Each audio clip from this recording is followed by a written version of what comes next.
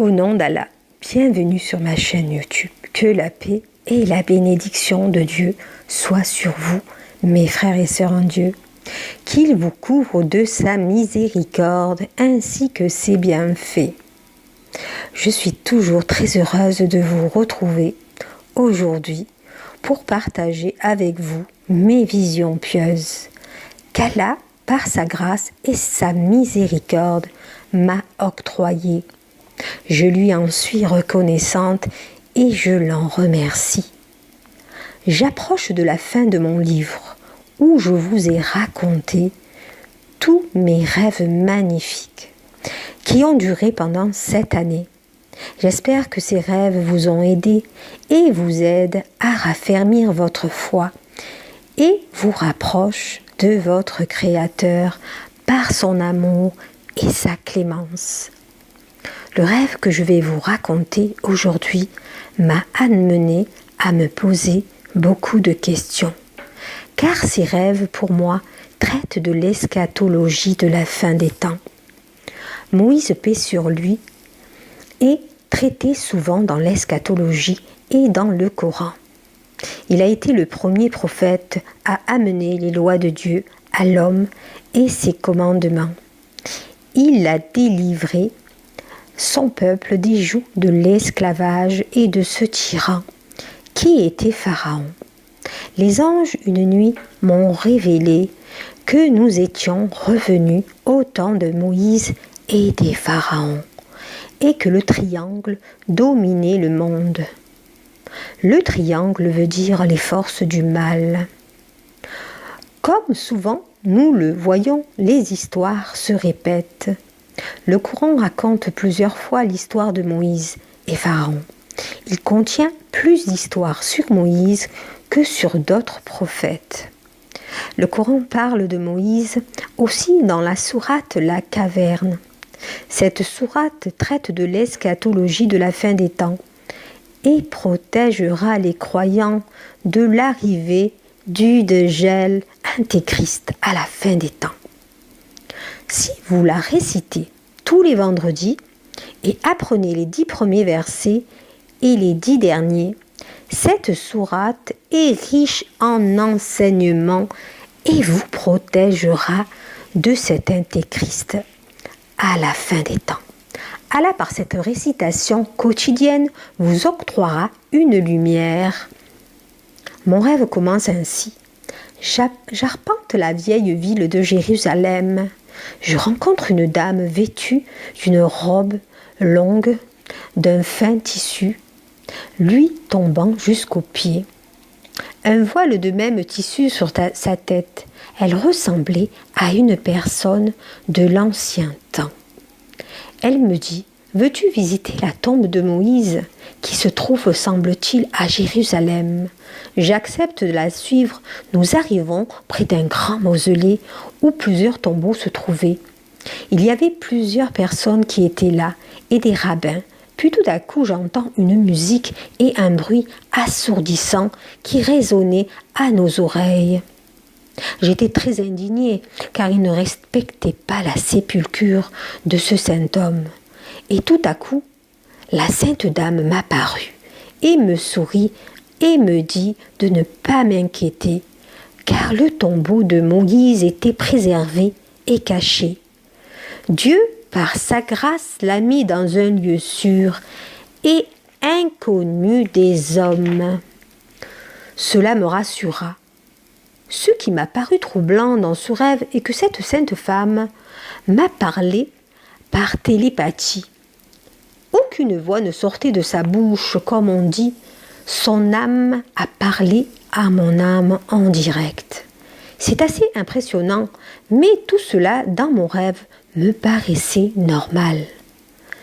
Car l'âme, dans le monde de l'invisible, a des capacités et des facilités qu'on ne trouve pas dans ce monde. Mon rêve se termine comme cela. À mon réveil, je me suis posé pas mal de questions. Où se trouvait la tombe de Moïse? Je n'en avais aucune idée. Et pourquoi Allah, par sa grâce, m'en a donné le savoir et l'information? car effectivement la tombe d'après mes recherches était cachée, comme cela m'a été révélé dans mon rêve. Dans la Bible Deutéronome, je retrouve des versets relatant la mort de Moïse où Dieu dit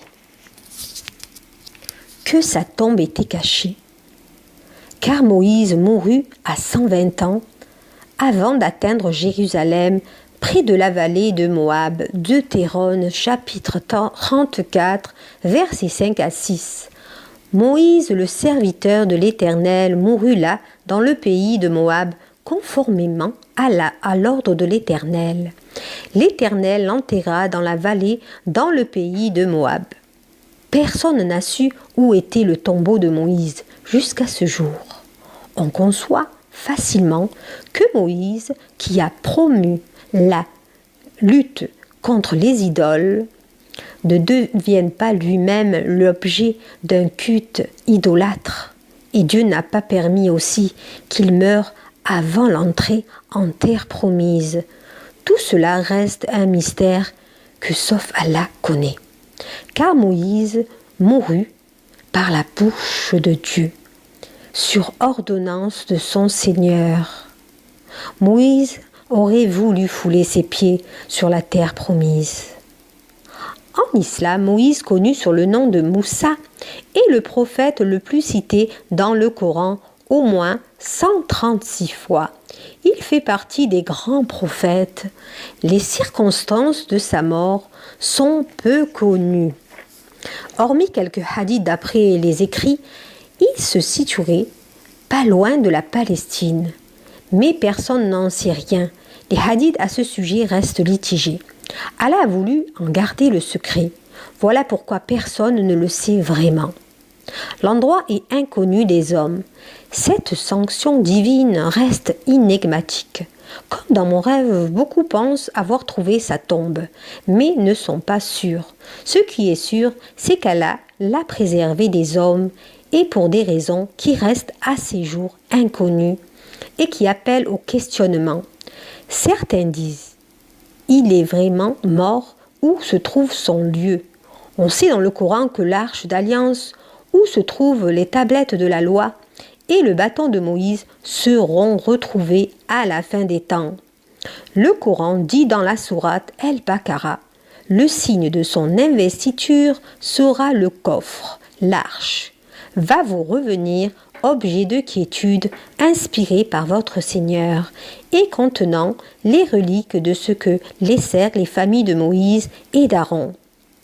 Les anges le porteront. Voilà bien là un signe pour vous, si vous êtes croyants. D'après l'eschatologie musulmane et les hadiths, celui à qui le coffret valut être remis sera le Mahdi, le bien guidé descendant du prophète. Signe aussi, il découvrira l'arche, le coffre, les reliques saintes, en un lieu, grotte appelée Antioche en Turquie.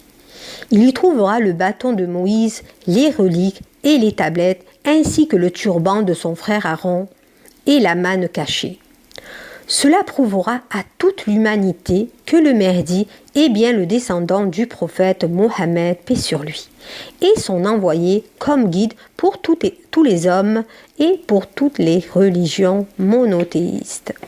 Et toujours en rapport avec l'histoire de Moïse, Dieu promet la récompense à celui qui vaincra, qui lui donnera la manne cachée. Apocalypse, versets 2 à 3. La manne était la nourriture du peuple de Dieu dans le désert. Exode, chapitre 16, verset 14. D'après les Écritures, Moïse a dit « Voici la parole de l'Éternel qui a commandé qu'on en remplisse les omers pour la garder pour vos générations, afin qu'elles voient le pain que je vous ai fait manger dans le désert, lorsque je vous ai fait sortir du pays d'Égypte. » Et Moïse dit à Aaron « Prends la cruche et mets-y plein d'omers, de manne, et pose-la devant l'Éternel pour la garder, pour vos générations, comme l'Éternel l'avait commandé à Moïse. » Aaron la posa devant le témoignage pour la garder. Exode chapitre 16, versets 32 à 34. Témoignage veut dire table de la loi, Nombre chapitre 17, verset 17, 7, 8 à 10. La manne cachée est une allusion à la cruche qui renfermait la manne dans l'arche d'alliance. Hébreux chapitre 9, verset 4, Apocalypse chapitre 2, verset 17. On trouve aussi dans la Bible Maccabée chapitre 2, versets 4 à 5. Il y avait dans cet écrit qu'averti par oracle le prophète se fit accompagner par la tente de l'arche. Lorsqu'il se rendit à la montagne où Moïse était monté contempler l'héritage de Dieu, arrivé là, Jérémie trouva une habitation en forme de grotte. Il lui introduit la tente, l'arche, l'autel des parfums, puis il obstrua l'entrée. Quelques-uns de ses compagnons, étant venus ensuite pour marquer le chemin par des signes, ne purent la retrouver, ce qu'apparemment Jérémie leur fit des reproches. Ce lieu sera inconnu, dit-il, jusqu'à ce que Dieu ait opéré le rassemblement de son peuple. Alors le Seigneur manifestera de nouveau, c'est l'objet, la gloire du Seigneur apparaîtra, que la nuée comme elle se montra au temps de Moïse et quand Salomon pria pour que le Saint-Lieu fût glorieusement sacré. Et pour clore le sujet, sur l'arche, le Tasfir d'Ibn Kathir, Ali a dit « La Sakina, l'esprit qui se trouve dans l'arche, la Sakina, a un visage comme celui d'un humain, et c'est un esprit vivant. Elle a des ailes et une queue. Avec son cri, comme celui d'un chat, elle informait du secours et de la victoire. Venez à eux. La Sakina est ce qui se trouve dans l'arche d'alliance. Elle parle et fait emporter la victoire à ceux qui la possèdent. Elle est un esprit venant d'Allah. Et lorsqu'ils divergèrent sur un ordre, elle se prononçait pour éclaircir ce qu'elle voulait. Et lorsqu'elle criait, la victoire était pour eux. L'arche qui permettait à Moïse, en temps de guerre, de parler à Dieu et lui accorder la victoire, reviendra à la fin des temps. Allah redonnera son pouvoir aux mains des hommes qui la servent. Sourate 5, verset 56. Et quiconque prend pour allié Allah et son messager, les croyants réussiront, car c'est la partie d'Allah qui sera victorieuse. Sourate 61, verset 13. Et il vous accordera d'autres choses, encore que vous aimez bien. Un secours venant d'Allah et une victoire prochaine, et annonce la bonne nouvelle aux croyants. Coran chapitre 24, verset 55. À ceux d'entre vous qui auront cru et fait le bien, Allah promet formellement de donner la suprématie califat sur terre, comme il l'a donné à d'autres, les ayant précédés. Il établira fermement à leur intention le culte qu'il a choisi pour être le leur. Il changera leur crainte en sécurité, qu'ils m'adorent sans rien m'associer. Ceux qui, après cela, renieront leur foi, seront en vérité des pervers. Les anges m'ont dit, nous sommes revenus au temps de Moïse et des pharaons. Certes, j'y vois un peu plus clair désormais. J'ai fait des recherches et j'ai fait des rencontres qui m'ont permis d'avancer, et vous avec moi, je l'espère. Pourtant me trotte toujours dans ma tête cette phrase qui m'avait annoncé les anges à la veille d'aller voir l'imam. Nous sommes revenus au temps de Moïse et des pharaons. Le triangle domine le monde.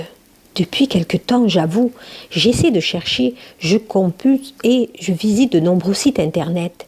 Je trouve des choses tout entrées à l'Apocalypse ou des annonces de fin des temps. Ainsi, en furetant sur internet, je suis tombée par exemple sur une découverte plus mystérieuse. Figurez-vous qu'on aurait déterré, voilà un certain temps, une tablette qui se trouve aujourd'hui entre les mains d'un émir. Bizarrement, cette histoire est sortie très récemment aux yeux du monde. Le sujet de cette tablette a été présenté en 2006 lors de la 9e conférence de l'Union des archéologues arabes. Sachez que nous entrons là dans la pure eschatologie musulmane, afin de ne pas prendre aucun risque quant à une éventuelle interprétation. Je vous livrerai simplement les faits décrits, en particulier dans la vidéo que j'ai trouvée. Ce que je ferai en outre en conditionnel, puis sous forme d'une devinette, je vous laisserai, si vous le permettez, d'investiguer vous-même sur ce que l'on peut déduire de ce fait. Il s'agit d'une tablette dont la datation, si l'on en croit le spécialiste qui en parle, Ahmed El-Jouari, permettrait de faire remonter son origine à 3000 ans avant Jésus-Christ. Cette tablette est faite de basalte, matériau extrêmement dur.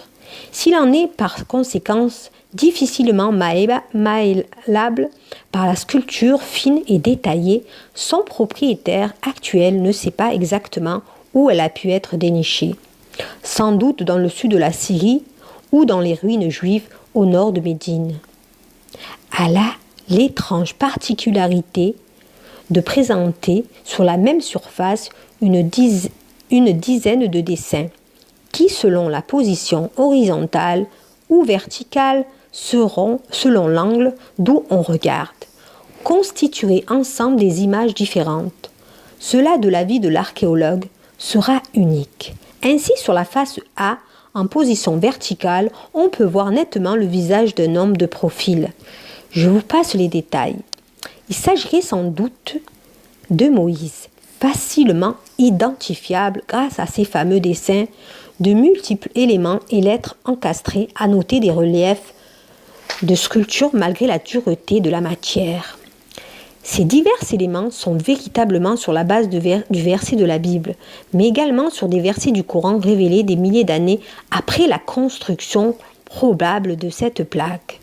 Sur toute la tablette, selon la position qu'on lui fait prendre, on découvre des morceaux sculptés faisant référence de manière claire en direct à différents épisodes, péripéties de la vie de Moïse, également véritablement soit dans la Bible, soit dans le Coran. À l'inverse de cette position, c'est-à-dire à la verticale inversée sur la face B. On note une série de petites parties dont je vous fais grâce, pareillement intégrées dans le dessin complet, composant ensemble une seconde image. Il s'agirait de la représentation du dégel, l'antéchrist, telle que décrite au mot près du prophète Mohammed, paix sur lui, Seigneur, soit sur lui, dans certains hadiths cités dans la vidéo. Prophète qui, soit dit en passant, a vécu il y a 3600 ans après la date estimée de la réalisation de cette tablette. On suppose bien entendu que cette pièce archéologique fut inconnue de son époque. Nulle part ailleurs, il n'aurait été fait mention de ce personnage, le Dajjal. Avant la venue de Mohammed, paix sur lui, cette information, l'existence éventuelle d'un antéchrist d'après le docteur de la foi musulmane, n'aurait été connue que des prophètes seuls. Je vous parlerai ici d'un hadith évoqué dans la vidéo, rapporté d'après les dires d'un proche du prophète, Abdallah ibn Ammar. Je vais vous dire des paroles qu'aucun prophète avant moi n'a dites à son peuple. S'ensuit une description physique du borgne. La vidéo conclut en disant que si le spécialiste a bien vu, mais seul Allah sait, car lui seul est omniscient. C'est une bonne nouvelle et un avertissement. Livrons-nous à présent à un petit jeu de devinettes. Question que je me suis posée. J'ai mon idée personnelle et je vous engage de votre côté à poser également ces questions. Tout d'abord, certes, la tablette est parvenue intacte jusqu'à nous, sans aucun dommage. Mais pourquoi, il y a 5000 ans, avoir choisi cette matière si dure à sculpter? À qui le sculpteur de l'époque destinait-il ce message codé, alors que les informations concernant le Dajjal n'auraient été encore connues que des seuls prophètes? Pourquoi cette pièce archéologique qui ne vient pas de sortir de terre, puisqu'on nous dit qu'elle était en possession d'un émir, n'a été révélée au monde qu'en 2006? Pourquoi nous parvient-elle justement maintenant? Est-ce peut-être un pur hasard? Et pourquoi Moïse associé au Dajjal? Nous savons d'après ce que l'on m'a soufflé, que Moïse a forcément à voir avec la fin des temps. Ce serait donc logique, mais pourquoi? Qu'est-ce que nous savons sur Moïse? C'est celui qui a été envoyé pour châtier le tyran Pharaon et pour conduire son peuple en terre sûre. Voilà pas mal de pistes à suivre et étudier si, comme moi, vous êtes suffisamment curieux et si vous aimez les énigmes à élucider. Mais à part cela, aussi intéressant et attirant, ce mystère puisse être, je me demande, quel intérêt mes guides ont eu à me faire part de cette annonce. Qu'est-ce que je dois en faire? En général, lorsque les anges me parlent, il y a toujours une leçon à tirer, quelque chose d'intelligent à comprendre. Essayons donc, par le biais de la réflexion et de l'intelligence, d'aller plus loin en laissant de côté le secret de cette tablette et en raisonnant tout simplement par logique, sans oublier de nous appuyer sur le texte sacré. Similitude entre le temps de Moïse et du XXe siècle. Si très modestement, j'essaie de voir avec le regard de Dieu, la seule chose qu'on pourrait véritablement reprocher à l'Égypte du temps de Moïse, hormis évidemment la persécution et le maintien en esclavage d'Israël, son peuple élu, et le fait que le Pharaon se prenait pour Dieu. Sourate 79. Les anges qui arrachent les âmes. Verset 17. Va vers Pharaon, vraiment, il s'est rebellé. Et versets 23 à 24, Pharaon rassembla les gens et leur fit une proclamation et dit « C'est moi votre Seigneur, le Très-Haut ». Et même le peuple prétendait lui aussi, sous condition de certaines pratiques magiques, avoir accès à l'immortalité divine. Or, nul ne saurait associer un autre à Dieu l'unique, et surtout pas lui associer un être humain. Ce qui rapproche cette époque de la nôtre, c'est que l'homme d'aujourd'hui, de même que Pharaon, ignore et défie Dieu royalement d'une part. Je n'ai pas fait de recherche sur ce sujet, mais je suis prête à parier qu'il n'y a pas eu d'autre époque où l'athéisme a été si prédominante. Et en d'autre part, il n'est pas loin de se prendre pour Dieu lui-même. Il me suffit de penser aux recherches concernant le clonage, mais nous savons qu'il y a malheureusement de multiples autres exemples évidents. En outre, au moment où les Juifs fuirent l'Égypte pour la terre promise, nous nous situons à peu près au moment du règne de Ramsès III, à l'époque du déclin de l'Empire. On peut imaginer toutes les extinctions et comportements qui font horreur au Très-Haut. Commun malheureusement à toutes les époques de déclin dans l'histoire, nul n'a besoin d'être historien pour dire que nous vivons aujourd'hui la fin d'une époque, que l'on se situe au niveau de la France, la fille aînée de l'Église, ou même au niveau de l'Europe. Quant aux États-Unis, le dieu dollar suffit à expliquer que même si de nombreux Américains sont proches de Dieu, leur gouvernement, lui, parle beaucoup de Dieu, mais n'agit guère dans son sens.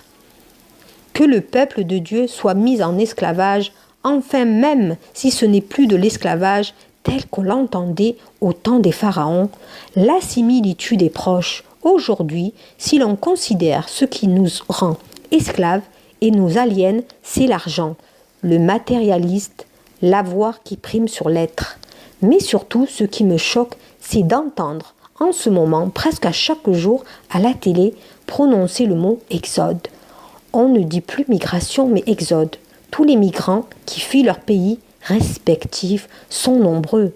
Le temps de Moïse n'est-il pas associé justement à l'exode, partie importante de la Bible, largement décrite aussi dans le Coran, où l'intégralité d'un peuple a quitté un pays en errant depuis 40 ans dans le désert. Comment exploiter la sourate La Caverne El-Kaf? Je ne sais pas comment je suis tombée dessus au fil de mes recherches au sujet de Moïse et du temps des pharaons. Sans doute par hasard, mais une chose est sûre. À cette phrase qu'ont m'ont annoncé mes guides, la sourate 18, La Caverne, intimement liée. Ce que j'ai trouvé sur ces 110 versets, tout d'abord cette sourate de l'avis de la majorité des exégètes, fait allusion à la période de la fin des temps. Et le prophète Moïse, que la bénédiction d'Allah soit sur lui, y est largement cité. Encore un élément qui nous confirme que Moïse est donc un élément important en matière d'eschatologie. Déjà, il est recommandé de la réciter le vendredi. Elle a la réputation de protéger de gel à la fin du temps. En effet, comme nul ne connaît l'heure, autant se préparer en apprenant par cœur et en prenant l'habitude chaque vendredi de réciter les versets qui pourront servir au temps utile face au dégel. Autrement dit l'Antéchrist. Si l'on en croit Muslim, le jour où le dégel viendra parmi les hommes, ceux qui se trouveront à sa présence devront, pour s'en protéger, réciter les 10 premiers versets de la sourate Al-Kahf. Rapportée par Ibn Hussein, cette même information a été rapportée par d'autres encore. Par ailleurs, parfois il est question des 10 derniers versets. La sourate comporte 4 histoires, tout aussi intéressantes et chacune pleine d'enseignements et de leçons à tirer. Nous y reviendrons, mais pour l'heure, je tenterai d'analyser les 2 dernières, car après moi, elles se rapportent directement à notre sujet. Versets 60 à 82. La sourate La Caverne, El-Kedir, le verdoyant. Il s'agit d'un homme à la recherche de qui le prophète Moïse est parti, car Allah lui avait annoncé qu'il possédait des connaissances inconnues de lui. Moïse, le grand prophète, le guide de tout un peuple, s'est fait humble et élevé pour apprendre cette science qui lui manquait. À noter que le Coran ne le nomme jamais dans cette sourate, mais tout le monde s'accorde à dire que c'est d'Al-Kidr dont on parle dans ce verset, le verdoyant. Première chose, Al-Kidr n'est pas un prophète, mais il sait des choses que Dieu n'a pas dites à Moïse. Il possède des pouvoirs que de mémoire d'homme aucun prophète n'a possédé. En effet, on a vu des prophètes ramener des morts à la vie, mais pas à ma connaissance donner la mort à des innocents, sans avoir à craindre le châtiment d'Allah. Or, c'est bel et bien, entre autres, ce que fait Al-Kidr. Deuxième chose, il est contemporain de Moïse, mais on le voit aussi contemporain d'autres personnages, plus récents. On parle de lui à des époques très éloignées, les unes des autres. Troisième chose, il commet des actions complètement incompréhensibles et répréhensibles. Pour Moïse, avec la bénédiction de Dieu. Mon explication de cette histoire, à l'instar de l'ermite dont Zadig ou la destinée de Voltaire qui s'est inspiré d'un conte perse. En effet, ce même personnage, sous des noms plus ou moins ressemblants, existe bizarrement dans pratiquement toutes les grandes traditions de l'humanité, arabes, hindous, perses et d'autres. El-Kedir pouvait symboliser le destin, le karma des hindous. Pour moi, tout cela peut vouloir dire qu'Al-Kedir représente une nouvelle génération, qu'il adviendra ou qu'il est advenu dans le XXe siècle ou XXIe siècle. Un temps où si le prophète Moïse devait revenir, il serait dépassé et ne comprendrait plus rien, tant les valeurs qui auraient dû rester identiques à celles qu'il imposait en son temps ont changé et évolué. Le fait qu'Al-Kedir apparaît ici et là dans le monde et à diverses époques signifie à mon avis que ce récit d'une part concerne la destinée du monde en général et pas une civilisation en particulier et d'autre part qu'il est intemporel et symbolique, plus utile à nous faire comprendre quelque chose qu'à nous relater des faits historiques ou une histoire chronologique. En même temps, les choses qu'on ne comprend pas mystérieusement peuvent présupposer qu'il s'agit du temps du futur. En effet, qu'il s'agit de prédictions de Nostradamus, de Malachie ou de ne sais quoi d'autres, tant que les événements ne sont pas produits, ils semblent bizarres et mystérieux aussitôt qu'ils sont advenus, on les comprend soudain clairement. Enfin, si, comme je le pense intuitivement, ce personnage-là reste à venir et qu'il est destiné à se faire reconnaître à la fin des temps, il me semble plus que judicieux que de Dieu en effet lui fasse don de connaissance et de pouvoir, tel ce qu'ont attribué Al-Kedir pour faire face à ce que nous attend. Mais tout ceci n'engage que ma propre perception des choses. Versets 83 à 98. Dolcorneille est une personne double, dans la mesure où il détient à la fois un pouvoir terrestre, peut-être des richesses matérielles et une grande foi et sagesse. On dit qu'il a voyagé d'est en ouest, qu'il a vu des peuples primitifs et d'autres, ceux de l'Occident qui étaient incroyants.